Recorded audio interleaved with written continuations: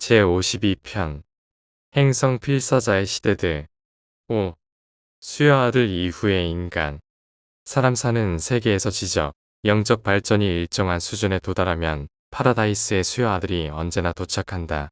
정상적인 세계들에서 그가 육신을 입고 나타나는 일은 인종들이 지적 발전과 윤리적 성취의 최고 단계에 이르기 전까지는 일어나지 않는다. 그러나 유란시아에서는 바로 너희의 창조 아들인 그 수여 아들이 아담 시대의 섭리 끝 무렵에 나타났는데 이는 우주 세계들에서 일반적인 사건의 순서가 아니다. 세계들의 영적 변화가 무르익으면 수여 아들이 도착한다. 이 아들들은 반드시 매지스테리얼, 영적 지도관 곧 아보넬 서열에 속하는데 다만 각 지역 우주에서 단 한 차례 창조 아들이 어떤 진화 세계에서 자신의 최종 수여를 준비할 때만 예외가 있다. 이는 네바돈의 미가엘리 유란시아에 나타나 너희 필사 인종들에게 자신을 수여했던 경우에서 볼 수 있다.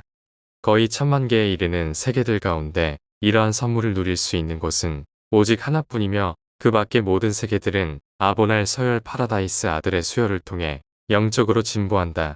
수여 아들은 높은 교육 문화 세계에 도착하여 진보된 가르침을 받아들이고 수여 임무를 감사히 여기는 영적으로 훈련되고 준비된 종족을 만난다. 이 시대의 특징은 도덕적 문화와 영적 진리를 세계적으로 추구한다. 이 섭리 시대의 필사자의 열정은 우주의 실체를 꿰뚫고 영적 실체와 교통한다. 진리의 계시는 초우주를 포함하도록 확장된다. 전혀 새로운 교육과 정부 체계가 성장하여 지난 시대의 조잡한 체제를 갈아치운다. 삶의 기쁨은 새로운 색채를 띠며 생명의 반응은 그 음조와 음색에 있어 천상의 높이로 고양된다. 수여 아들은 한 세계의 필사 민족들의 영적 향상을 위하여 살다가 죽는다. 그는 새로운 생명의 길을 확립한다.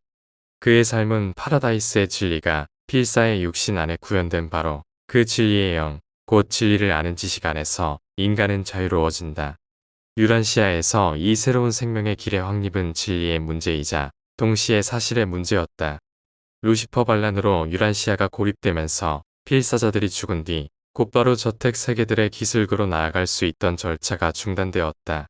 그리스도 미가엘이 유란시아에 오기 전에는 섭리시대의 부활이나 혹은 특별한 천년 부활이 있을 때까지 모든 혼들이 잠들어 있었다.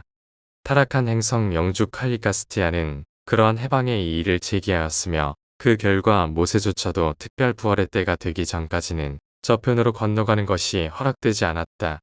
그러나 오순절 이후로 유란시아의 필사자들은 다시 모론시아 구체들로 직접 나아갈 수 있게 되었다. 수여 아들이 육신화된 생명을 내어준 후 사흘째 되는 날 부활하면 그는 우주 아버지의 오른편으로 올라가 수여 임무가 승인되었다는 확증을 받고 지역 우주 본부의 창조 아들로 돌아간다.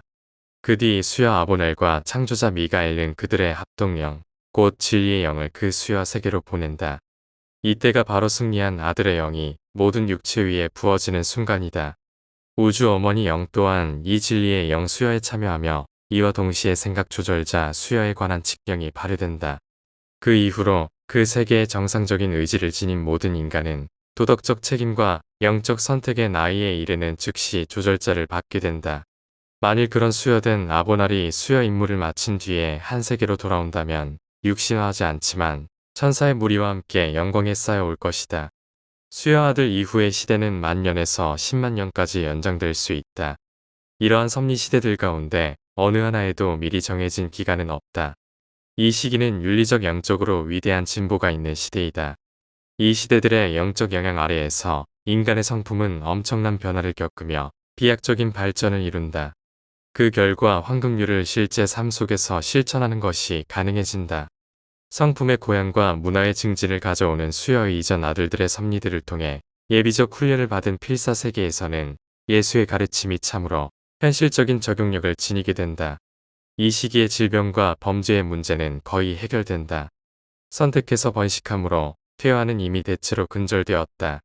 아담 혈통이 지닌 높은 면역력과 지난 시대들의 자연과학적 발견들이 지능적으로 그리고 전 세계적으로 적용됨으로써 질병은 사실상 극복된다. 이 기간 동안 평균 수명은 유란시아 시간으로 환산할 때 300년을 훨씬 웃돌게 된다.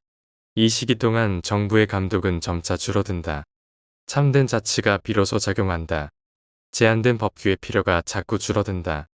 국가의 방위를 담당하던 군사 조직은 사라지고 진정한 국제적 화합의 시대가 다가온다.